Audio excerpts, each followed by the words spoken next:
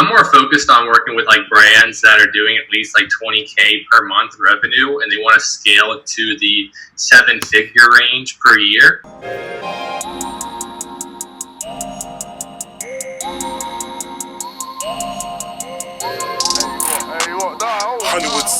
I deal with e-commerce, so I run a social media marketing agency that is specific to the e-commerce niche. So I'm more focused on working with like brands that are doing at least like 20K per month revenue, and they want to scale it to the 7-figure range per year.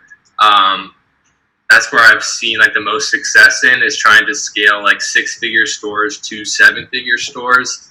Then I also work with like drop shippers that have like a proven product.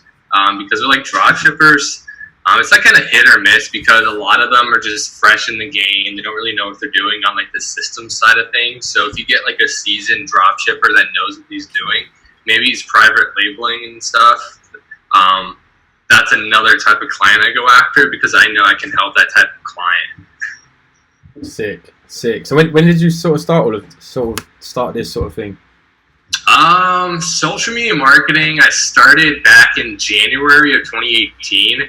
I bought my first course just because, you know, for like online money making, everyone's Googling how to make money online. Then I actually... What course did you do, like first? I bought Iman Gaji's course, 6-figure SMA. I was in like his test group. Okay. Like the first like 10 people in his course. That kind of, you know, I gained some like initial knowledge, kind of got me thinking of like how I could like progress in this type of business model, because I actually started with drop shipping. Ironically, I started with drop shipping. Everyone like in this space is like, whether they admit it or not, like they've all like tried it at least. Yeah. I mean, it's one of the easiest things to start. I mean, you need a little capital. But compared to social media marketing, I actually think dropshipping is a little bit easier to start, just because you don't have to go out and find clients. Yeah, and as well, it's a lot more like, like getting clients is good, but then like you've also got to fucking speak to those clients and maintain them clients as well. Whereas like if you're just selling something, you haven't got to fucking, like the worst comes to worst, you got to speak to someone that's returning something or something like that. But I agree with that completely. Yeah, but I did not like drop shipping at all. Like, I mean, it's crazy because I work with e-commerce now. Like, I like e-commerce and working with like e-commerce brands, but just like the whole like back end side of e-commerce, like dealing with customers, returns, chargebacks, inventory issues. It's like I didn't like that at all. So I was like, I'm stepping away from that.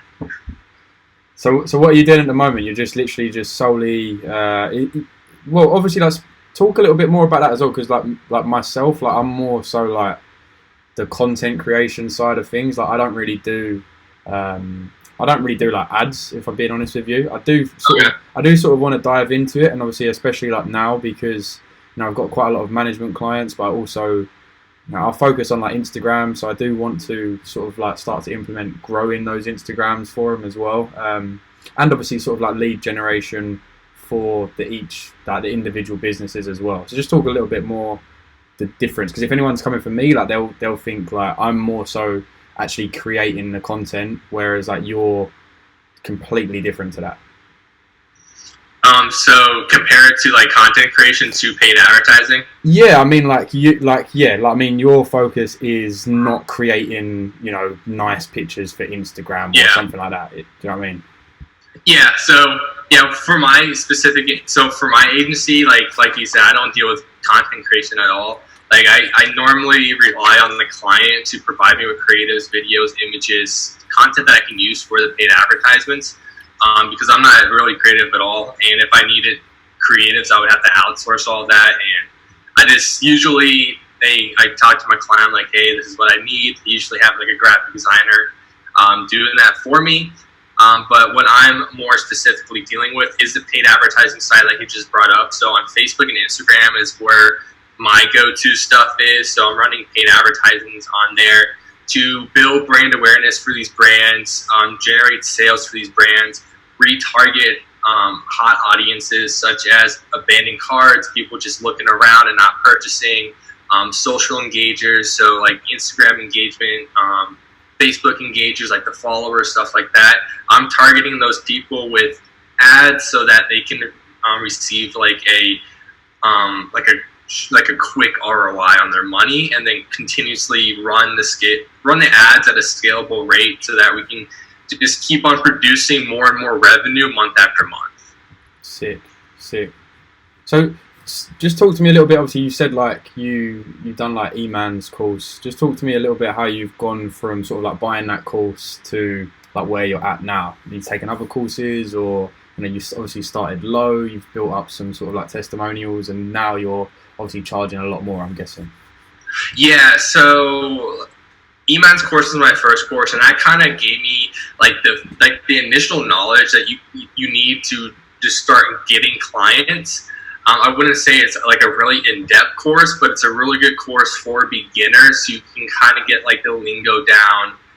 You can kind of get like the process down. Like, okay, this is what you need to be doing from A to Z. This is like some ways that you can lead source and get potential clients that you can contact. And then here's a script that you can try to close them on, and so forth and so forth. So that is a great course that I started with because it was like on the beginner level. It wasn't too advanced. It wasn't too like simple. So it's a really good way to get started. And then I gravitated to more costly investments. So as you start getting into the space and into like the fulfillment side of things, you start to understand like who are the biggest players in the space, people that are doing a lot bigger numbers than E-Man, or just people that don't really have a social media presence, but just being in the space constantly on Facebook and Instagram, you start to realize like who's killing it. So I gravitated from E-Man's course. Oh, go ahead. So no, I was just about to say, because obviously like me myself, like I haven't really found you on any other platform. I've found you inside of like the Facebook ads groups and stuff like that. So you're talking more so like within that, like within the actual tight like communities and Facebook groups and stuff like that. Yeah, I would say like those tight-knit communities is where you're gonna find the people that are really killing it because they like to stay low-key and they don't have a big social media presence. Like some of I've like my most recent investment to like progress my business was $10K, and the two founders of the program, like they have like 3,000 followers on Instagram, but they're killing it on the Facebook side. And if you Who's that, if you don't mind me asking? So I invested in, it's a program by Chris Evans and Taylor Welsh. It's Traffic and Funnels Client Kit. Okay. I invested in that program, and they're not big on Instagram, but they're big on Facebook. So if you're mainly looking for people on like YouTube and Instagram, you probably would never even heard of these people. But once you start getting into those Facebook groups and understanding who the big key players are, then you can really find the people that can really take your business to the next level. Nice. So just walk me through a little bit how, you know, obviously you started doing those. Obviously like that 10K, obviously you was obviously generating fucking income to put 10K towards that, but obviously, you know, you're always going to be putting money back into your business. Just walk me through a little bit how you've gone from zero to, and as well, I'm guessing like you sort of niched down to e-com. So like did you start doing like other sort of ads, and you've then sort of like structured it down to what you're doing now? Yeah, so when I first started, I was trying to take on clients in any different industry. Yeah. I was white labeling for agencies. I was going after my own clients. So I was running ads for real estate agents. I was doing some gym lead gen. I was doing e-com as well, and a lot of different niches. And I gravitated towards e-com because it's a lot more complex. Like local lead gen, I just found it's not that hard, so it wasn't that challenging for me to get results for those types of clients. E-com is very complex, and you need to be like very creative in the way you produce your advertisements to get sales for your client. Plus, I see there's just huge growth opportunity when it comes to e-com because that's where the economy is going. Everyone's gravitating towards those online sales. buy stuff from the comfort of your home. So I kind of want to be on the forefront of that evolving industry, and that's why I really chose e-com, because of the growth opportunity there. Nice. So what about in terms of like money? So like when you started, how much was you sort of charging as sort of like a trial run, or like you said, you was taking on any sort of client? So what was your pricing sort of like now, and how was it sort of when you started? Yeah, so when I first started, like I said, I was taking on any client that I could pretty much get. So that might have been a $300 a month client, like helping an agency out. I was taking on $500 a month clients. I would say when I first started, I think my biggest retainer was like $1,500. As an e-commerce client. But when you first start out, you kind of take whatever comes available. I mean, that's not like the best way to do it, because you want to make sure the client's a good fit for your services. But again, you also want to get that experience as well. So I was taking on these low ticket clients to get experience in the space, and just seeing if this is something that could be sustainable long term. And as you start getting more and more results for your clients and better results, you start understanding what your true value is as a marketer and as a digital marketer running ads for these types of clients, and how much money you're actually paying them as a business. So then you understand that, and you understand that charging $500 is literally chump change when it comes to making businesses $10, $20, $100,000 a month in sales.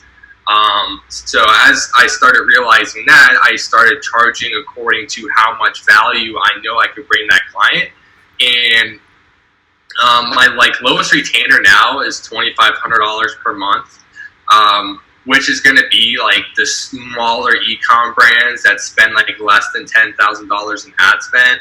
But I've had clients where I charge them $10,000, $15,000 for a retainer. Nice, wicked, man, wicked. Well, I'm happy for you, man. That's really sick. So, just sort of like I said, like I don't really mess with ads at all, to be honest with you. But from like an outsider's point of view, if you was to sort of look back at your knowledge or your learning from Facebook ads and stuff like that, what would your advice be to someone that's literally just picking Facebook ads up now? Like, who would be your go-to in terms of like the courses and sort of, maybe if they haven't got 10K to spend on the course, but if you're thinking like, I don't know, like you said, there was people on YouTube. Is there anyone that stands out? I know that obviously you actually do some YouTube content for Facebook ads as well, so I'll leave like links and stuff if I do put this out. But is there anyone that sort of stands out for you in that field? Yeah, when it comes to Facebook ads, there's a lot of different people that do come to mind. How I would first start, if you're just starting fresh in like Facebook ads in the industry, Facebook has something called a Facebook ad like blueprint, and that's a great way to get started to kind of understand the platform as a whole, because there's a lot of moving pieces when it comes to actually running ads on the back end and actually using the platform. And they have a lot of great material on Facebook alone that you could start with. And then once you get that basic understanding, and now you want to go in depth on like, okay, this is how I should be structuring my ad copy. This is how I should be testing different creatives, and like getting these different systems down, different tactics that you can utilize to get client results. Free ways you can do this. So free ways are going to be like YouTube. And some people that I recommend check out that have content on YouTube. A lot of the big names actually don't even produce content on YouTube, which is crazy. But Maxwell Fenn's a really good one that's on YouTube, and he produces content on Facebook ads. One course that I invested in, and I believe he produces some content on Facebook ads, is Deepesh Mandalia. He's in like those bigger Facebook ad groups. There's a Facebook group called Facebook Ad Buyers. It's a really big group, 60,000 people. They have a learning section. And if you get into that group, you understand like who the people are that are really producing really good results. And those people are actually have their own free Facebook groups that you can join, which then have a learning section as well. if you want to learn like a little bit more in-depth stuff on Facebook. One group that I pay to be in is called AdLeaks, adleaks.com. They have a free blog website. It's all about Facebook and media buying, and that's a really good resource to do. And then they have the paid group, which is $97 a month for the advanced version, and then I think $30 a month for like the beginner version of the group. Those are going to be really good resources as well. Sick, nice. And just out of interest as well, do you ever, obviously your main focus at the moment is literally like converting traffic into buying products from e-coms. Have you ever done anything in terms of like social growth, or like Instagram growth or anything like that? Not for any of my clients. I never offered it as a service. It is something that's really important. Like for some of my clients, for like on the Facebook side, if they have like less than 1,000 likes on their Facebook page, I'll run some like campaigns to get them more likes to their page, because then you can retarget those people that like your page with the Facebook ad to get them the website and purchasing. Mm-hmm. So that's, and with just running paid traffic in general, you're going to have an indirect effect with those, and it's going to indirectly grow your Instagram and Facebook for those brands as well. But nothing like super like, hey, this is what we're going to run for you to actually directly grow your Instagram and Facebook. Sure. It's more like indirect through running the paid traffic. Yeah. And I suppose ultimately, if you're like what you said, if you're charging a client $2,500, but then getting them back $20,000, they're probably not even bothered that they haven't got an extra Instagram follower or something like that. And I think that is one big like misconception as well, is like with all of this, is the followers on your page doesn't amount to the amount of revenue that's coming back to the business anyway. So that's quite good that you've said that as well, to be fair. Yeah. So out of interest, like this is just me just really thinking sort of like from my sort of perspective as well. It's like, what would sort of your opinion be on if, I've personally got a local hairdressers that I sort of run their Instagram and their Facebook for. And like one of their things is about, obviously, one thing I say to them is obviously like we're not really bothered about how many followers you're getting, but obviously it's more about pushing people through the door, which you do solely just through Instagram. But from your sort of perspective, would you say it's better to do like lead gen sort of stuff in terms of bringing people down, or would you sort of push them to start, essentially selling their products through their website as well? Because they don't have anything being sold through their website. So ultimately it's just about getting bookings and people actually to their place. Whereas, I'm just literally thinking about that. Like, would you put it through the actual website and then actually start converting, or? If it's local, I would stick to lead gen, only because they would need a lot of budget to get their online store up and running. Mm-hmm. Facebook ads are getting a lot more competitive, especially in the e-com space. And if you don't have enough budget to like test different ads, scale different ads and stuff, it's going to be very hard for them to scale on the online side. Yes, having that online side they should at least have it for like organic traffic to come through. So if they do get sales, great. That's going to be really good for their bottom line. But I would focus more on like the lead gen side of things to drive people to their store and get them booking appointments. Nice. Yeah, no, I would say so as well. It's just ultimately like, when you do work with people like that, you're always looking for, what else can they do, or how can they simplify their process as well. No, for sure.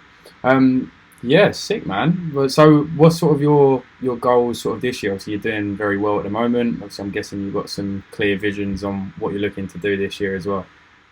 Yeah, so one of my biggest goals is trying to get out of the fulfillment side of my business. I want to be more of that CEO presence and kind of have that vision, have the people under me doing the fulfillment side, so I can focus on getting the clients, and then I know there's people in my back end that can produce results consistently, so I can trust them enough that as I bring on more clients, we can fulfill for those clients, because I want to have a very high client success rate, because every client I bring on, I treat it like it's my own business because we're spending thousands of dollars in ad spend. Like I've had a client that was spending $120,000 a month in ad spend, and just having that responsibility, it does put pressure on you, but it's also very fulfilling that you can pretty much transform businesses through your services. Yeah.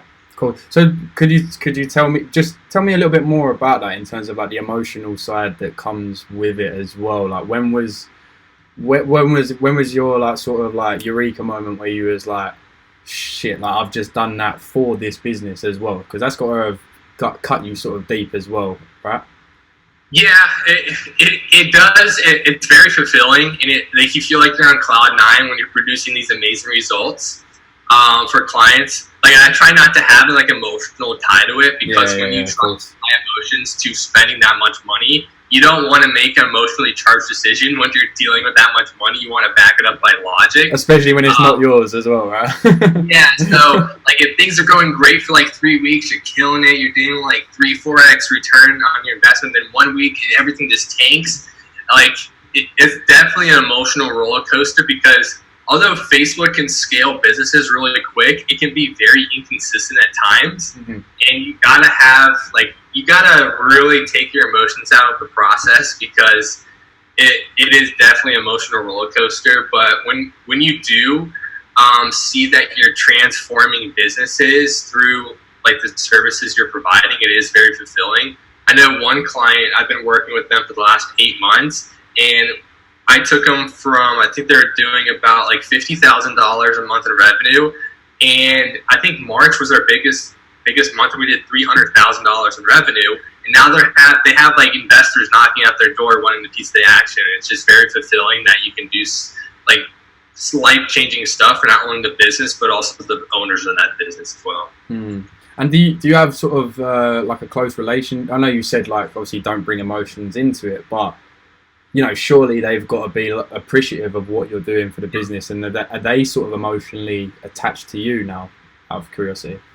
I believe so because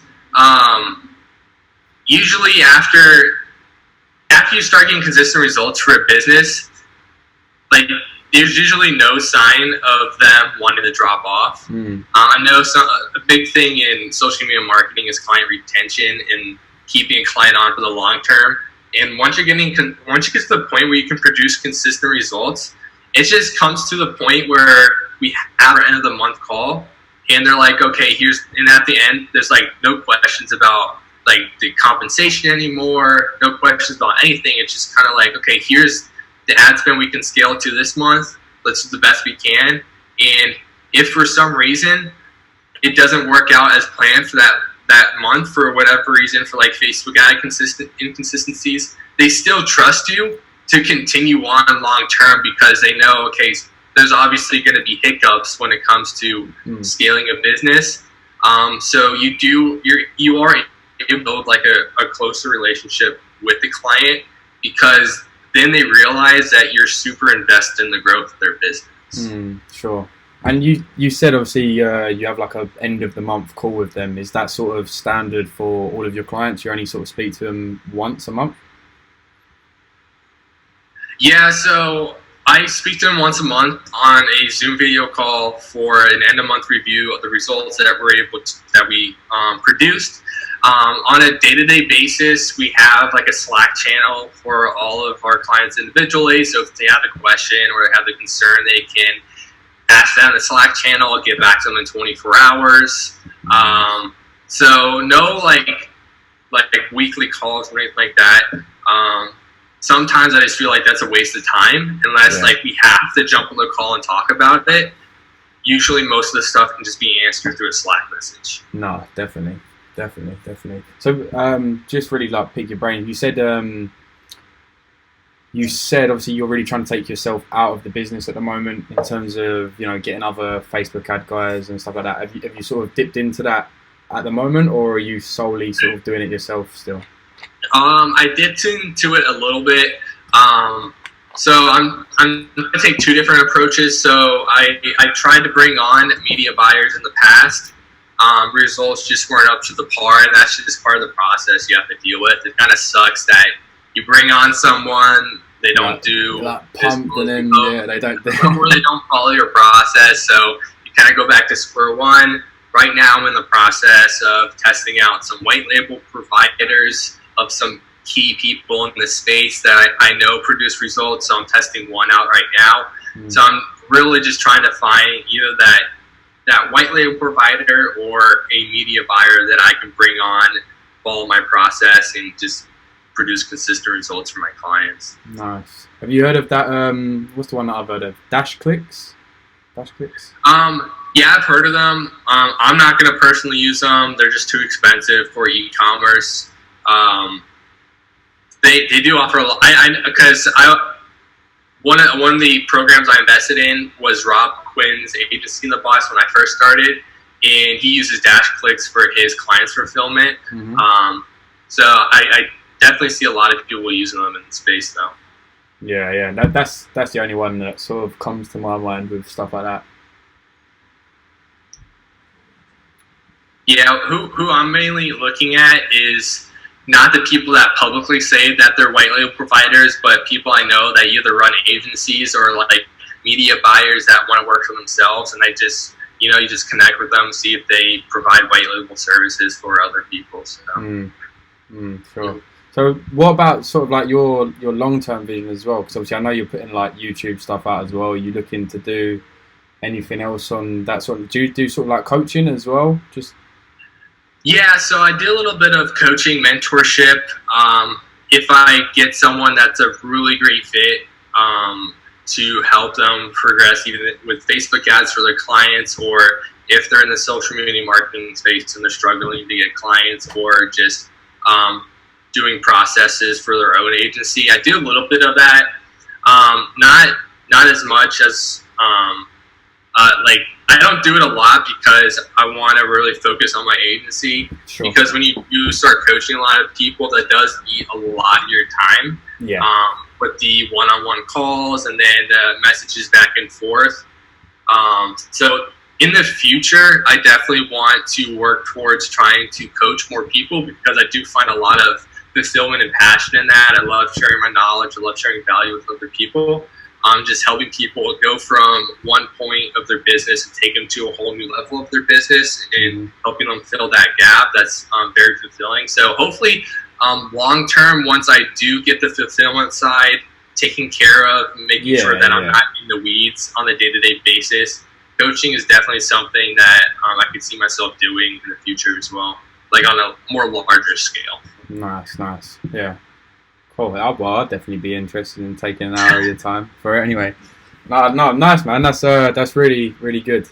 Just to sort of wrap off, I'll end the video in that. But just obviously we spoke roughly about sort of like your goals and stuff like that. But is there sort of like a revenue mark that stands out to you in terms of like, you're going to be over the moon by hitting that, or is it not really about sort of like money and for you, or is it more, for me to help X amount of businesses, or for this e-commerce site to 10x their revenue, etc.? Yeah, so I would say it's more. I would say it's 50-50 on like my goals for the next 6-12 months. So like 50%, like I definitely want to hit new revenue goals. Like my next goal is 20K in retainers consistently for 3 months, because there definitely can be inconsistencies in social media marketing. So I want to get to the point where I'm hitting 20K consistently, and then my next goal after that would be 40K. If I have someone in the back end that can produce consistent results and I can trust them enough, I can definitely see myself hitting 40K quick once I get that person in place. Just when you're dealing with the weeds in and out of the types of business, like it takes a lot of your time away, and it puts a lot of stress on you, not gonna lie. Definitely. But the other side of the business, just trying to help as many e-commerce businesses as I can scale to 7 figures. I want to be able to get to the point where I have like a 100% success rate for my clients. So my goal is that I get 100% success rate in doubling a client's business over the next like 6 months. So hopefully I get to the point where any client I bring on, I can at least double the revenue in 6 months and have 100% success rate in doing that. Because doubling a business's revenue can definitely do a lot in terms of helping them invest more into their business and also help them produce more personal income for themselves. Yeah, definitely. Just to touch on that as well, do you, obviously because you are providing some like ridiculous results for these clients, do you, because it's obviously like e-com as well, I don't know how you would go about that, but do you sort of do any sort of like referral stuff? Do you get a lot of referrals from e-com stuff? Yeah, so clients that I've had in the past, I've gotten a lot of referrals from them on like the drop shipping side. So I do have like a referral program in my business. So like any past clients or any person that kind of recognizes me and kind of shoots business my way, I have a referral program, and I do get referrals from past clients and stuff like that.